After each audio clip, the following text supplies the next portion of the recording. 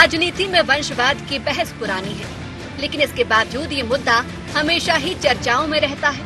अब विवेकानंद जयंती पर एक बार फिर पीएम मोदी के गांधी परिवार पर निशाने के बाद मध्य प्रदेश में भी वंशवाद के मुद्दे पर बहस छिड़ गई है। कांग्रेस के दिग्गज नेता दिग्विजय सिंह और गृह मंत्री नरोत्तम मिश्रा एक दूसरे को वंशवाद का मतलब समझा रहे हैं। बीजेपी और कांग्रेस भले ही एक दूसरे पर वंशवाद के आरोप लगाए, लेकिन हकीकत यही है कि दोनों ही दलों में नेता पुत्रों की राजनीतिक जमीन तैयार हो रही है। मध्य प्रदेश, जहां कांग्रेस में दिग्विजय सिंह के बेटे जयवर्धन सिंह और भाई लक्ष्मण सिंह, कमलनाथ के बेटे नकुलनाथ, इंद्रजीत पटेल के बेटे कमलेश्वर पटेल, कांतिलाल भूरिया के बेटे विक्रांत भूरिया वंशवाद का नमूना पेश करते हैं, तो वहीं बीजेपी भी इसमें पीछे नहीं है। बीजेपी में भी कैलाश विजयवर्गीय के बेटे आकाश विजयवर्गीय, गौरी शंकर शेजवार के बेटे मुदित शेजवार, नरेंद्र तोमर के बेटे देवेंद्र तोमर, प्रभात झा के बेटे तुष्मुल झा, गोपाल भार्गव के बेटे अभिषेक भार्गव राजनीतिक विरासत संभालने के लिए सक्रिय राजनीति में हैं।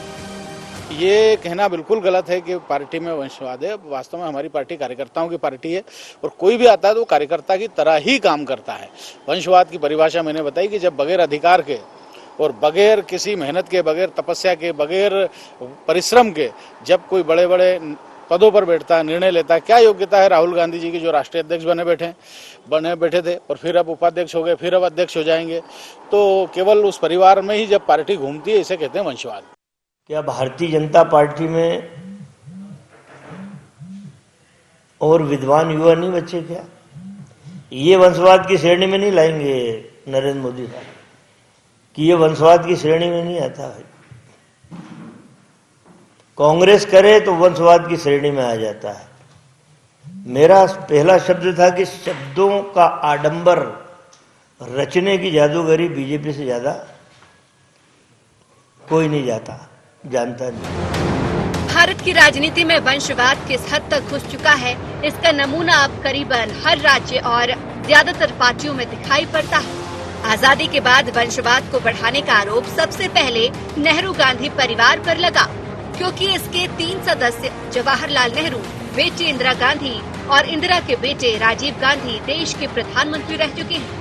अब राजीव के बेटे राहुल गांधी और बेटी प्रियंका गांधी कांग्रेस की इस परंपरा को आगे बढ़ाने की कोशिश में जी जान से जुटे हैं। यही वजह है कि कुछ राजनीतिक जानकार वंशवाद की तुलना राजशाही से करते हैं।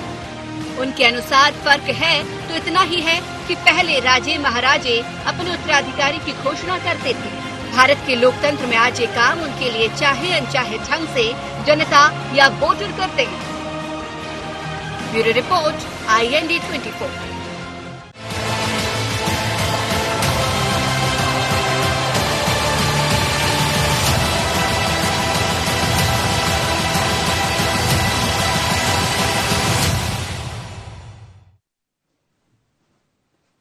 नमस्कार, शार्प एट 7 में आप सबका स्वागत है। मैं हूं आपके साथ मुक्ता पाठक। कल प्रधानमंत्री नरेंद्र मोदी ने युवा दिवस के उपलक्ष्य में गांधी परिवार पर निशाना साधा और वंशवाद का सवाल खड़ा किया। वंशवाद, नेपोटिज्म, अभी कुछ महीने पहले पिछले साल हम लोगों ने ये जो है फिल्म इंडस्ट्री में ये बात बहुत उठी थी, बहुत बहस भी इस पे छिड़ी थी। अब यही मुद्दा जो है पॉलिटिक्स में है। दिल्ली से चल के इसकी गूंज आज मध्य प्रदेश में सुनाई दे रही है। बीजेपी, कांग्रेस दोनों ही इससे अछूती नहीं है, दोनों अपने अपना जो है पक्ष रख रही है। आज हम इसी विषय पे चर्चा करेंगे। हमारे साथ स्टूडियो में मौजूद है हमारे editor in chief Sunil Srivastava ji, मेरे साथ फोन लाइन पे मौजूद है सज्जन सिंह वर्मा जी। आप सबका स्वागत है शार्प एट 7 में। आपके पास आऊंगी सज्जन सिंह वर्मा जी, आप कैसे देख रहे हैं इसको, जिस तरह से पीएम मोदी ने जो है गांधी परिवार पे निशाना साधा है, कहा है अब जो है गांधी परिवार ने वंशवाद को बढ़ावा देती आई है, अब जो है टाइटल की जो है वो राजनीति नहीं चलेगी। आप क्या कहेंगे? देखिए, एक परिवार को टारगेट करना, और वो भी वो परिवार जी जिसने इस देश के स्वतंत्रता संग्राम के आंदोलन में सबसे बड़ी भूमिका निभाई महात्मा गांधी जी के साथ, उस परिवार को सिर्फ अपनी राजनीतिक रोटियां सेकने के लिए टारगेट करना, ये अपने गिरेबां में पहले नरेंद्र मोदी जी और पूरी बीजेपी ने झांकना चाहिए। मेरे पास पूरी लिस्ट पड़ी है बीजेपी के किन परिवारों के लोग वंशवाद चला रहे हैं, एक के बाद एक राजनीति में। मेरे पास मुक्ता जी लिस्ट है जी। मैं अपनी बात पहले पूरी कर लूं, उसके बाद आप कहेंगे ये लिस्ट इतनी बड़ी है कि आप भी परेशान हो जाएंगी। इतनी बड़ी लिस्ट है मेरे पास। ये वंशवाद, क्या एक डॉक्टर का बेटा डॉक्टर नहीं हो सकता क्या, एक इंजीनियर का बेटा इंजीनियर नहीं हो सकता क्या, लेकिन भाजपा को नेहरू गांधी परिवार दिख रहा है। नेहरू गांधी परिवार में नरेंद्र मोदी से पूछता हूँ, क्या भैया तुम्हारे परिवार में कोई स्वतंत्रता के आंदोलन में हिस्सेदार रहा है? किसी ने अंग्रेजों के छक्के छुड़ाने के लिए आंदोलन में हिस्सा लिया? कम से कम उन परिवारों का एहसान तो मानो जिन्होंने स्वतंत्रता की सांसें लेने का मौका दिया अपना बलिदान देके। उस बात का एहसान ना मान के, चूंकि आपके जीवन भर राजनीति 24 घंटे करना है, इसलिए उस परिवार को कैसे भी बदनाम करके, चाहे राहुल गांधी को बदनाम करे पप्पू कह के, सोनिया गांधी को विदेशी कह के, अरे जवाहरलाल नेहरू के लिए तो बोलो, जिसके पिता मोतीलाल नेहरू ने उस समय अरबों रुपए की संपत्ति स्वतंत्रता संग्राम सेनानियों को दे दी थी कि जितना पैसा चाहिए, जितनी राशि चाहिए मेरे खजाने में से ले लो, लेकिन ये आंदोलन जब तक अंग्रेज भाग नहीं जाए खत्म नहीं होना चाहिए। जी, पूछ लेती हूँ, बृजेंद्र प्रताप सिंह जी हमारे साथ जुड़ गए। स्वागत है आपका हमारे कार्यक्रम में। क्या आप कैसे देख रहे हैं इसको, जिस तरह से पीएम मोदी ने निशाना साधा है वंशवाद पे और कहा है कि अब जो है टाइटल की, नाम की, सरनेम की राजनीति नहीं चलेगी? बृजेंद्र प्रताप सिंह जी। जी, सुनील श्रीवास्तव जी आपके पास आऊंगी। क्या आप कैसे देख रहे हैं इस पूरे मुद्दे को, इस पूरी बहस को? एक नई बहस जो है छिड़ गई है। अगर हम बीजेपी की में देखें तो, कांग्रेस में देखें तो, जाहिर तौर पे ये बात है, जैसा कि अभी सज्जन सिंह वर्मा ने भी कहा है कि डॉक्टर का बेटा डॉक्टरी का पेशा ही अपनाता है, पॉलिटिशियन का बेटा चूंकि वो शुरू से वो देखता है, उसी परिवेश में पला बड़ा होता है, तो वो उसी फील्ड में आता है। देखिए मुक्ता जी, इसमें कोई गुरेज नहीं है, इसमें कोई हर्ज नहीं है कि डॉक्टर का बेटा डॉक्टर नहीं हो सकता या फिर व्यापारी का बेटा व्यापारी नहीं हो सकता। लेकिन सवाल सबसे बड़ा यही है, सवाल तब उठते हैं जब योग्यता ना हो और उसके बाद इस प्रकार के प्रोफेशन में व्यक्ति आए। बीजेपी जिस प्रकार से लगातार गांधी परिवार को टारगेट कर रही है, लेकिन बीजेपी भूल जाती है कि उनके यहाँ कितने बड़े स्तर पे, चाहे मध्य प्रदेश की बात करें, कर्नाटक की बात करें, हम केरल की बात करें, तमिलनाडु, पूरे देश में देखें, अगर राजस्थान हो या फिर हिमाचल प्रदेश हो, हर जगहों पर जो परिवारवाद है वो लगातार चल रहा है। लेकिन बीजेपी अपने घर की बात नहीं करती है, हमेशा उंगली कांग्रेस पर उठाई जाती है। और यही वजह है कि कल प्रधानमंत्री ने युवा दिवस के मौके पर जिस प्रकार से बात कही, उसके बाद दिग्विजय सिंह ने ट्वीट के जरिए एक वीडियो अपलोड किया और उसमें बताया गया कि बीजेपी में कौन से नेता हैं और उनके परिवार के सदस्य अभी किस पोस्ट पर हैं। तो ये बताने की कोशिश की गई। हालांकि उसके बाद मध्य प्रदेश में इस पूरे मामले को लेकर सियासत गरमाई हुई है, लेकिन कांग्रेस को भी चाहिए कि जिस प्रकार से बीजेपी कांग्रेसियों को टारगेट कर रही है, तो कांग्रेस भी यहां पर इस प्रकार से बीजेपी के नेता जो हैं, जहां परिवारवाद की बात हो रही है, उनको टारगेट करें। लेकिन मुक्ता, ये सवाल सिर्फ एक जगह और ठहरता है जी। जयवर्धन सिंह बाहर से पढ़ के आते हैं, उनको विधायकी का टिकट दे दिया जाता है। यूथ कांग्रेस एनएसयूआई में उनकी क्या भूमिका रही? पहली बात, लक्ष्मण सिंह लगातार इसी मामले को लेकर सवाल उठाते रहे। दूसरा, नकुलनाथ कमलनाथ जी के हम मानते हैं कि चुनाव प्रचार करते रहे हैं, लेकिन यूथ कांग्रेस में उनकी क्या पद रहा है या एनएसयूआई में क्या किया है, उन्होंने योगदान किया है पार्टी में? तो आपत्ति का, चाहे कार्यकर्ताओं की हो चाहे दूसरी पार्टी के नेताओं की हो, आपत्ति वहां उठाई जाती है जैसे सीधे पैराशूट लैंडिंग कराई जाए, प्रत्याशी बनाया जाए और चुनाव लड़ा दिया जाए और जीत के आ जाए, तो उसके बाद जो समर्थक हैं उनके आगे पीछे घूमे। आपत्ति इस जगह पर है और इसीलिए चाहे हम कई नेताओं को देखते, उनको लेकर कोई आपत्ति नहीं है कांग्रेस में, क्योंकि चाहे हम कमलेश्वर पटेल की बात करें, उनके पिता मंत्री रहे, लेकिन कमलेश्वर ने अपनी एक मुकाम बनाया है, जगह बनाई है, उन्होंने यूथ कांग्रेस में भी काम किया और उसके बाद धीरे धीरे आगे बढ़े। तो उन नामों को लेकर कतई आपत्ति नहीं है। आपत्ति ऐसे नामों को लेकर है जो पैराशूट लैंडिंग या सीधे चुनावी मैदान में उतरते जी। बिल्कुल, सज्जन सिंह वर्मा जी आप बने रहिएगा फोन लाइन पे। शार्प एट 7 में वक्त हो चला एक बहुत छोटे से ब्रेक का, हम जल्दी हाजिर होते हैं और इस चर्चा को आगे बढ़ाते हैं।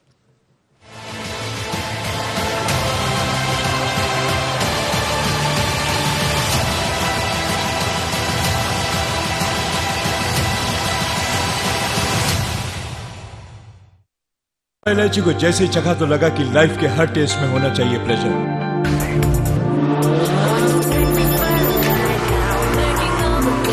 बाबा इलायची, what's your pleasure?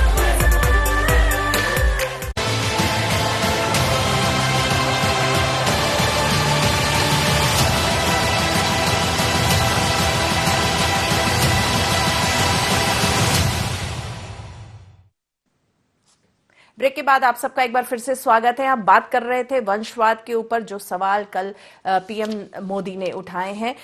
Sajjan Singh Verma जी, आपसे पूछना चाहूंगी, अभी आपने सुना होगा सुनील श्रीवास्तव जी को। देखिए, कल जिस तरह से जो सवाल उठाए हैं पीएम मोदी ने, वो मेन जो है वंशवाद का, जो नेपोटिज्म की बात है, जो पिछले साल बॉलीवुड में भी जो है ये जो टॉपिक बहुत इस पे बहुत चर्चा हुई, यही बात होती है।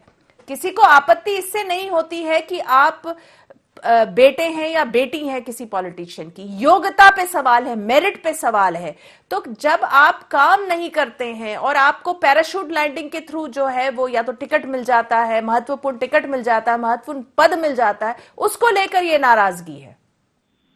नहीं, मेरा अनुरोध मुक्ता जी आपसे ये है जी, मैं श्रीवास्तव जी की बात पे आऊंगा। उन्होंने समर्थन किया है इस बात का कि बीजेपी अपने गिरेबान में झांके पहले, फिर प्रश्न उठाए। मेरा प्रश्न नरेंद्र मोदी जी के वक्तव्य से, नरेंद्र मोदी जी ने ये कहा योग्यता का प्रश्न या दूसरे प्रश्न, उन्होंने इस बात का जिक्र नहीं किया। उन्होंने तो वंशवाद, सरनेम, तो सरनेम गांधी सरनेम से, नेहरू गांधी सरनेम से उनको ज्यादा चिढ़ लग रही है। योग्यता वाली बात उन्होंने कहीं कही नहीं, ये श्रीवास्तव जी ने कही, जो मुझे भी पसंद आई। कि वास्तव में योग्यता हो, डॉक्टर का बेटा डॉक्टर ऐसे नहीं बन जाता, उसे परीक्षा पास करना पड़ती, तभी वो होता है। अब राजनीति में कांग्रेस में तो कम है वंशवाद के जिन पे आरोप लग रहे हैं, इतनी बड़ी लिस्ट है मुक्ता जी, प्रदेश की और पूरे देश की बीजेपी की। कभी एक नजर नरेंद्र मोदी साहब उस लिस्ट को देख लेते, या तो मुझे लग रहा है, देखिए मुक्ता जी, मैं भी खुली आंख खुले कान से राजनीति करता हूँ। मुझे अब ये समझ में आ रहा है कि गांधी परिवार को टारगेट करने के चक्कर में नरेंद्र मोदी साहब जो इतनी बड़ी लिस्ट है ना, जयंत सिन्हा, किरण रिजिजू, वरुण गांधी, राजवीर सिंह, धर्मेंद्र प्रधान, अनुराग ठाकुर, पीयूष गोयल, वसुंधरा राजे सिंधिया, दुष्यंत, वसुंधरा के लड़के, आशुतोष टंडन, जय शाह जो अमित शाह के लड़के, पंकज सिंह एमएलए नोएडा के राजनाथ के लड़के, या तो मुझे लगता है इन सबको निपटाना चाहते हैं अगले नरेंद्र मोदी, क्योंकि उनकी पॉलिटिक्स तो ऐसी चलती है निपटाने सुलझाने की। उसकी आड़ में गांधी परिवार का नाम लेके ये पूरी एक फेरिस्त को निपटाएंगे। मध्य प्रदेश में दीपक जोशी, सुरेंद्र पटवा, कृष्णा गौर, विश्वास सारंग, आकाश विजयवर्गीय, ओम प्रकाश सकलेचा, गायत्री राजे, मालिनी गौड़, नीना वर्मा, मुदित सेजवार, यशोधरा राजे, ज्योतिरादित्य सिंधिया और कार्तिकेय अंत में आ गए भाषण देने लगे हैं। या तो इस पूरी टीम को नेहरू गांधी परिवार के आड़ में निपटाने का एक काम मुझे लगता है शायद ये कर रहा हूँ, तो हमसे बड़ी लिस्ट इनकी है मुक्ता जी। बिल्कुल, बहुत अगर हम कहें तो आपने महत्वपूर्ण सवाल जो है एक क्वेश्चन रेज किया है, पूछ लेती हूँ सुनील जी, आप क्या कहेंगे? देखिए, ये बात तो कहीं ना कहीं सही है। अगर हम देखें, भाजपा में जब से नरेंद्र मोदी जी के हाथ में कमान आई है तो वर्किंग पैटर्न तो बदला है, वर्किंग स्टाइल बहुत बदला है। कहीं ना कहीं जो है एक सरप्राइज एलिमेंट रहता है, जिस तरह से उत्तर प्रदेश का जब सीएम बनना था, जब यहां भी भाजपा के अध्यक्ष का था, सीधे दिल्ली से निर्णय होता है और आ जाता है फैक्स, और सरप्राइज एलिमेंट रहता है। तो जिस तरह से अभी सज्जन सिंह वर्मा जी ने कहा, उन्होंने कहा कि ठीक है, आपने गांधी परिवार और उनके सरनेम पे तो टारगेट किया, आपने योग्यता का सवाल नहीं किया। ये तो एनालिसिस हम सब कर रहे हैं कि शायद योग्यता की बात हो, क्योंकि नेपोटिज्म की भी बात हम करते थे बॉलीवुड का, तो योग्यता की बात सवाल आता था। तो क्या ये जो अभी वर्मा साहब कह रहे हैं, आप क्या कहें, उससे इत्तेफाक रखेंगे कि क्या वो चाह रहे हैं कि बीजेपी में भी जो है वंशवाद है, जो सरनेम की राजनीति हो रही है, उस पर भी वो लगाम कसने की कोशिश कर रहे हैं? बिल्कुल हो सकता है मुक्ता जी, और क्योंकि सज्जन जी ने जिस प्रकार से कहा, जो नाम गिनाए, इससे पहले क्योंकि लंबा हो जाता बहुत ज्यादा नाम गिनाना, तो हमने भी कहा कि हिमाचल हो चाहे बंगाल हो, कर्नाटक से लेकर सभी जगह बीजेपी की लिस्ट बहुत लंबी है। और कई मंचों से आपने भी सुना होगा, हमने भी देखा है, प्रधानमंत्री लगातार परिवारवाद को लेकर कई बैठकों में भी यहाँ पर आपत्तियां ली गई हैं कि भाई परिवारवाद को लेकर या फिर परिवार के लोगों को उनको टिकट दिलाने के लिए नेता इधर उधर ना घूमे, इस प्रकार की बात कहेगी। सज्जन जी जो कह रहे हैं, ये भी हो सकता है कि गांधी परिवार को टारगेट करके जो बीजेपी में जिस प्रकार से एक परिवारवाद चल रहा है लंबे तौर पर, कई राज्यों में तो ये है कि निरंतर चल रहा है, चाहे हम राजस्थान की बात करें, चाहे हम हिमाचल की बात करें, चाहे महाराष्ट्र की बात करें। महाराष्ट्र में तो कई नेता ऐसे हैं, चाहे हम वहां के पूर्व मुख्यमंत्री रहे हैं देवेंद्र फडणवीस, उनकी बात करें, चाहे पूनम महाजन की बात करें या फिर पंकजा मुंडे की बात करें, ये वो नेता हैं जो कहीं ना कहीं राजनीतिक पृष्ठभूमि से आते हैं और राजनीति में आने से पहले उनके पिता के निधन या फिर किसी परिस्थिति के कारण वो सियासत में आए, मिल गया। हाँ, उसके कारण उनको मौका मिला, क्योंकि योग्यता उतनी नहीं थी, जज नहीं की, उसके पहले उनने काम नहीं किया। चाहे हम पूनम महाजन की बात करें, प्रमोद महाजन जी के निधन के बाद उनको मिल गया, उनके बेटे राजनीति में ना आ सके, तो इस कारण से पूनम महाजन की एंट्री हुई। सेम यही रहा कि गोपीनाथ मुंडे जी के निधन के बाद पंकजा मुंडे की बीजेपी में एंट्री हुई। तो इस प्रकार की एंट्रियां हुई हैं। रमन सिंह की अगर हम बात करें छत्तीसगढ़ में, तो उन्होंने अपने बेटे अभिषेक सिंह को भी मैदान में उतारा, सांसद बना दिया। वसुंधरा राजे की बात करें तो उनके बेटे भी दुष्यंत, जिस प्रकार से नाम लिया सज्जन जी ने, तो बीजेपी में एक बहुत बड़ी लिस्ट है और अधिकांशतः हुआ यही है, क्योंकि हमने पिछले चुनाव में भी देखा मुक्ता जी कि बाबूलाल गौड़ साहब कृष्णा गौड़ जी के नाम को लेकर किस प्रकार अड़े थे और संगठन को बार बार मनाने जाना पड़ा, अंततः उनको टिकट देना ही पड़ा। इस प्रकार की असामान्य स्थितियां अन्य राज्यों में ना बने, तो संभावना बिल्कुल जताई जा सकती है, इससे इनकार नहीं किया जा सकता जो सज्जन जी कह रहे कि प्रधानमंत्री शायद गांधी परिवार को टारगेट करके एक बड़ा मैसेज देना चाह रहे हैं। सज्जन सिंह वर्मा जी, आपसे पूछना चाहूंगी, देखिए आपने जो बात रेस की वो हम लोग भी एग्री करते हैं कि कहीं ना कहीं कुछ एक मैसेज देने की हो, गांधी परिवार के नाम के साथ एक मैसेज, लेकिन क्या ये पॉसिबल है? चाहे हम कांग्रेस की बात करें चाहे बीजेपी की बात करें, ऐसा पॉसिबल है क्या कि आप अगर योग्य है कोई बेटा बेटी, तो आप उसको टिकट ना देके आप किसी और को दें? इसे मौलिक अधिकारों का हनन कहेंगे मुक्ता जी। संविधान की अवधारणा के खिलाफ ये बात होगी। मेरा मौलिक कर्तव्य है तो मेरे मौलिक अधिकार भी इस देश में सुरक्षित रहना चाहिए। मैं क्या करना चाहता हूँ, मेरी लाइन क्या हो, मेरी लाइन ऑफ एक्शन क्या हो, ये खुद व्यक्ति तय करता है। जिस तरह हम निजता का अधिकार, ये तमाम सारे बिंदु आते हैं ना, उसमें ये भी एक अधिकार है उसका। यदि वो राजनीति करना चाहता है, उसमें गुण हैं, उसमें योग्यता है, तो उसे आप क्या रोक पाओगे? जनता जिसे सर पे बिठा लेती है, अब किस तरीके से नरेंद्र मोदी को जनता ने सर पे बिठाया तो दुनिया देख रही है, उस पर मैं टिप्पणी नहीं करूंगा, विषय बदल जाएगा। तो जनता ने आपको नरेंद्र मोदी जी सर पे बिठाया है, वैसे दूसरे परिवार के बच्चों को भी बिठाएगी, तो इसमें आपको आपत्ति लेने की आवश्यकता नहीं है।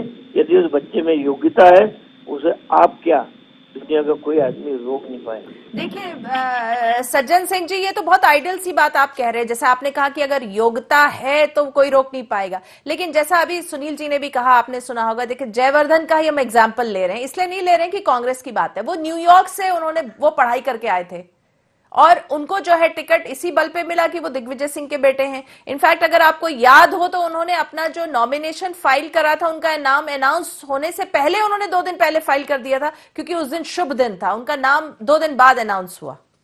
तो उनकी योग्यता पे सवाल कोई नहीं उठा रहा, वो मंत्री भी थे कमलनाथ जी के अंदर, आपके कलीग भी रहे, लेकिन उनको अपॉर्चुनिटी तो वो नेता के पुत्र है इसीलिए मिला ना।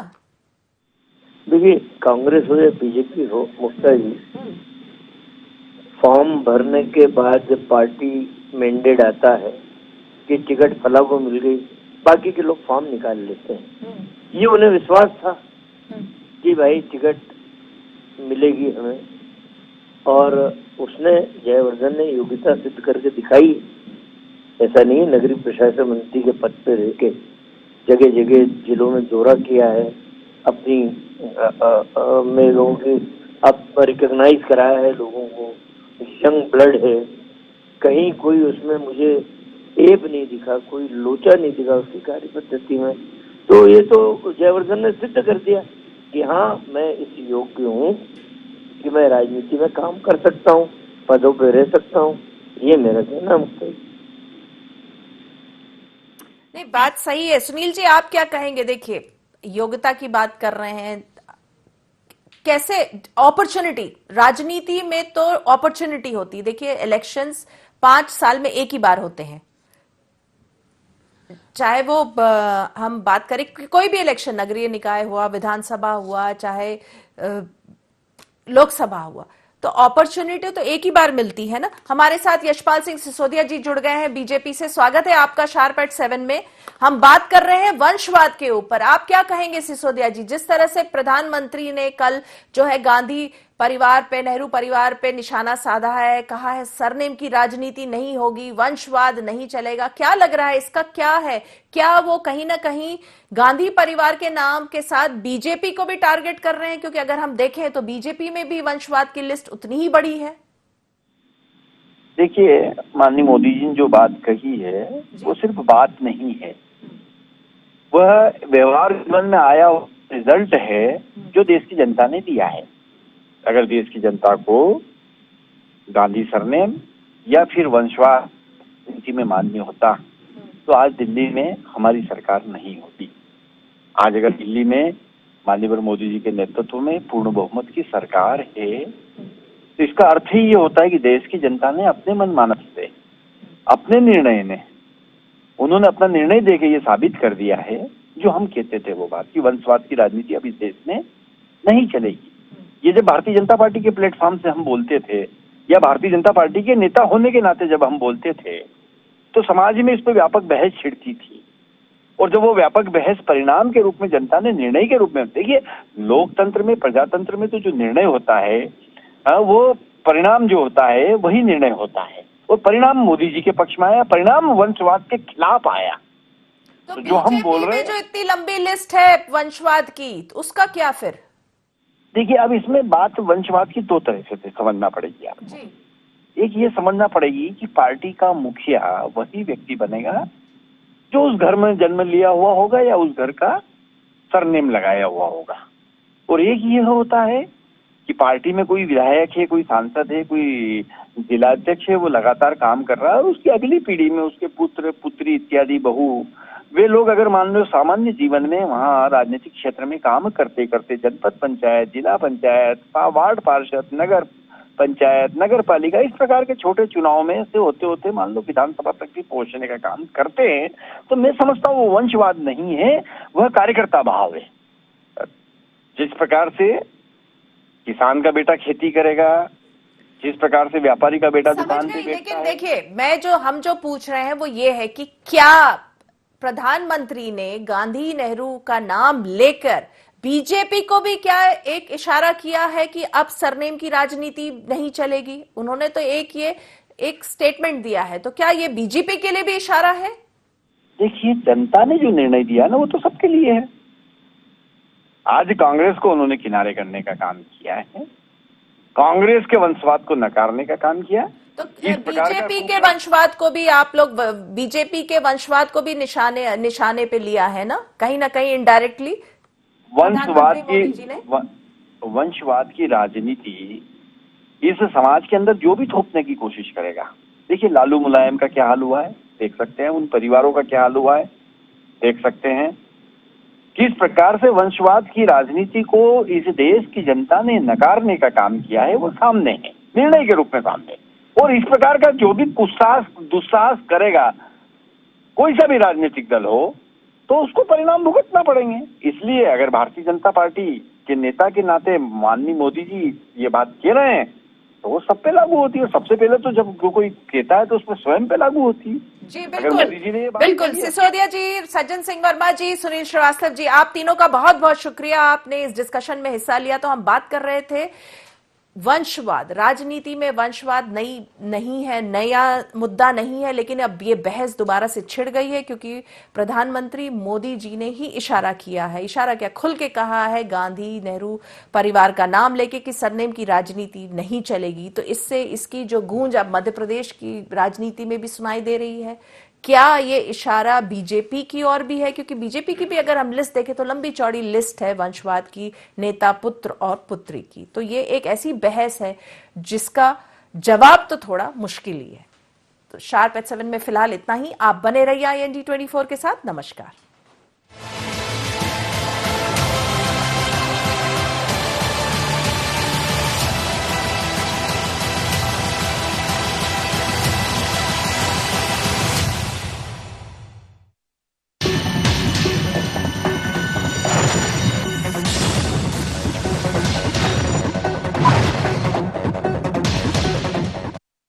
बाबा इलायची को जैसे ही चखा तो लगा कि लाइफ के हर टेस्ट में होना चाहिए प्लेजर।